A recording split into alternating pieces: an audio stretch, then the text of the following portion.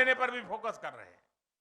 किसान उत्पादक है, वही भंडारण का, कोल्ड स्टोरेज का मालिक भी हो और फूड प्रोसेसिंग कारखानों में हिस्सेदार भी हो, इस पर हम बल दे रहे हैं। एफपीओ यानी किसान उत्पादक संघों का निर्माण इसी उद्देश्य से किया जा रहा है।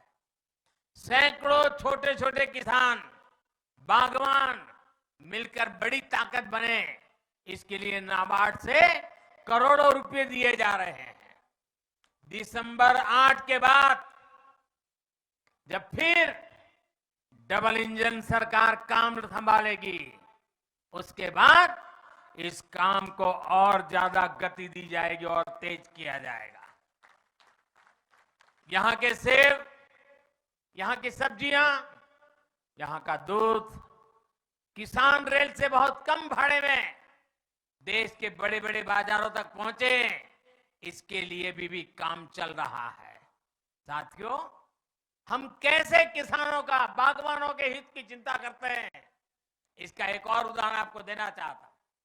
दुनिया में पहले कोरोना के कारण और फिर लड़ाई के कारण खाद के दाम, फर्टिलाइजर के दाम कई गुना बढ़ गए, लेकिन डबल इंजन सरकार ने किसान पर बोझ नहीं पड़ने दिया।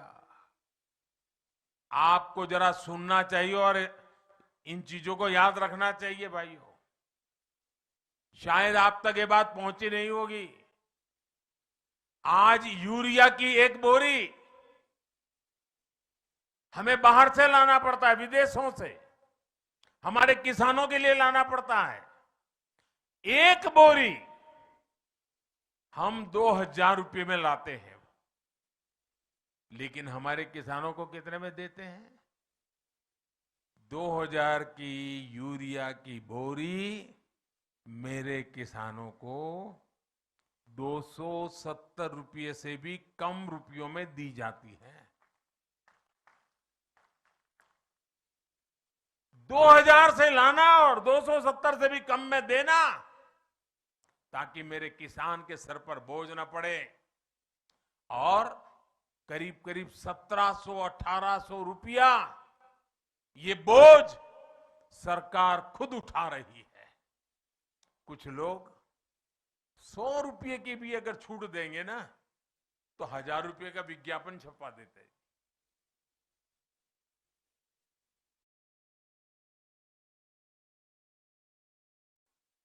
साथियों, आपसे बात करते हुए मुझे एक बात और याद आ रही है।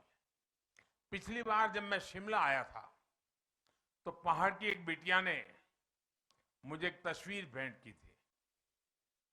वो तस्वीर मेरी मां की थी। जब मैंने उस तस्वीर को देखा, तो अपनी मां के साथ ही हिमाचल के गांव, कस्बों की हजारों माताओं बहनों का स्मरण हो आया। यहां कितनी माताओं बहनों के हाथ की बनी रोटी मैंने खाई है। अनेक परिवारों में मेरा भोजन हुआ है, और मैं इसे अपना सौभाग्य समझता हूं कि यहां की माताओं बहनों के लिए कुछ कर पा रहा हूं, उनकी सेवा कर पा रहा हूं। महामारी के इस समय में गरीब परिवारों की बहनों को अपने बच्चों की भूख की चिंता ना करनी पड़े, इसके लिए हमारी सरकार मुफ्त राशन दे रही है। मेरी किसी गरीब मां को ऐसे दिन नहीं देखने पड़े कि घर में चूल्हा न जला हो। मेरी गरीब मां को कभी ये देखना न पड़े कि आज बच्चों को पानी पिला करके सुलाना पड़ा। ये नौबत न आए। आज इतना समय हो गया कोरोना काल का, 80 करोड़ लोगों को मुफ्त में खाना देता। और जब दुनिया के लोग सुनते हैं ना, तो उनका अचरज होता है, कितना बड़ा काम हो रहा है। लेकिन माताएं बहनें, अगर दिल्ली में तुम्हारा बेटा बैठा हो और तुम्हारे घर में चूल्हा न जले, ये कैसे हो सकता है?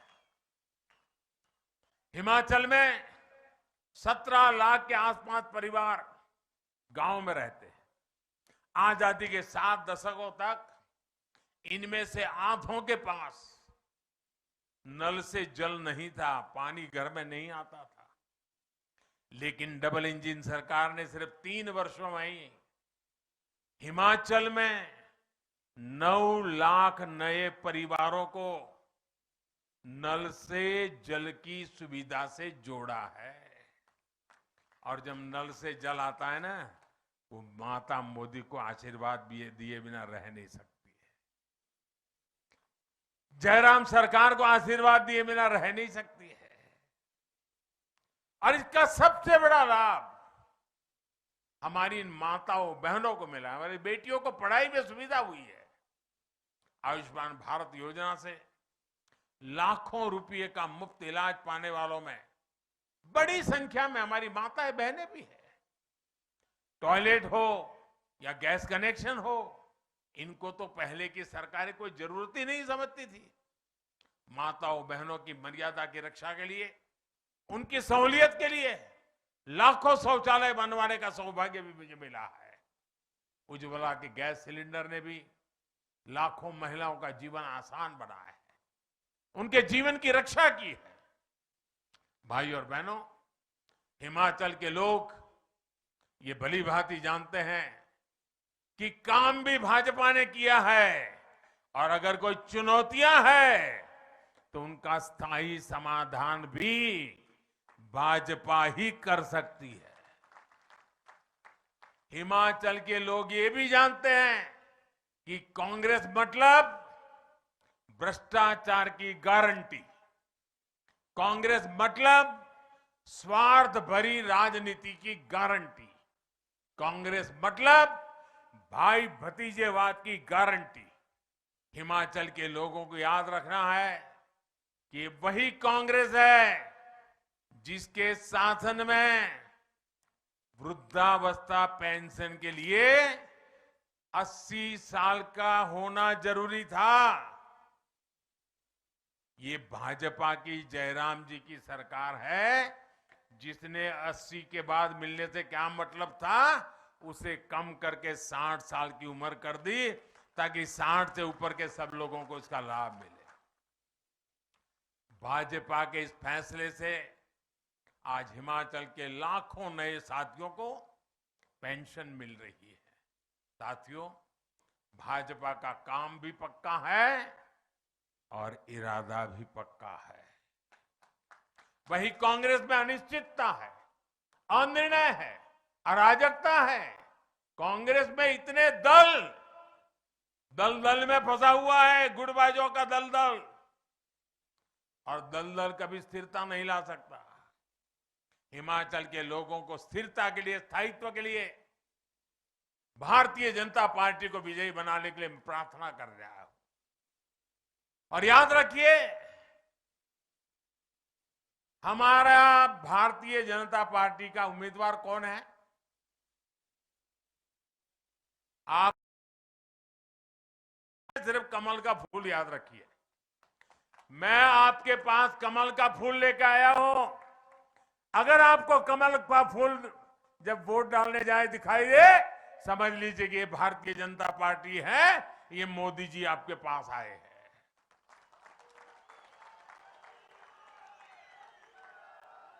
आपका एक एक कमल के फूल पर जो वोट पड़ेगा, वो सीधा मोदी के खाते में आशीर्वाद के रूप में आएगा। गांव गांव, घर घर जाकर के मैंने जो बातें बताई है, बताओगे आप लोग?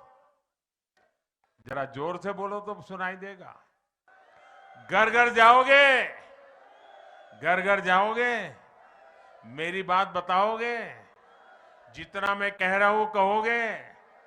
दोबारा सरकार क्यों चाहिए समझाओगे? हिमाचल जैसे राज्य को प्रगति करने के लिए स्थिरता की क्यों जरूरत है समझाओगे? दिल्ली में मोदी हो तो यहां भी मोदी को मजबूती मिलनी चाहिए कि नहीं मिलनी चाहिए? होना चाहिए कि नहीं होना चाहिए? आप घर घर जाएंगे? अच्छा, मेरा एक काम करेंगे आप लोग? जरा जोर से बताइए तो मैं कहूं। दोनों हाथ ऊपर करके बताइए, मेरा एक काम करेंगे? सब लोग करेंगे, जो ऊपर हैं वो भी करेंगे। अच्छा, मैं काम आपको बताता हूं। देखिए, आप हिमाचल में घर घर जाइए और उनको जाकर के इतने कहिए कि मोदी जी आए थे, उन्होंने आपको प्रणाम कहा है। मेरा प्रणाम पहुंचा दोगे? पहुंचा दोगे?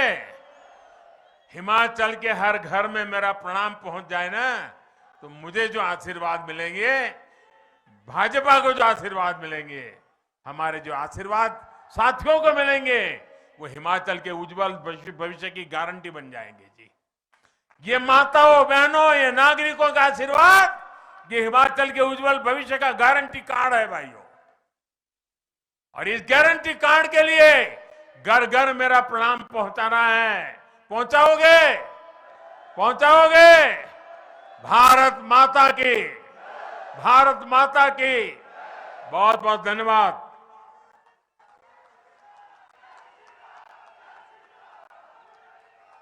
आपका बहुत बहुत आभार मान्यवर।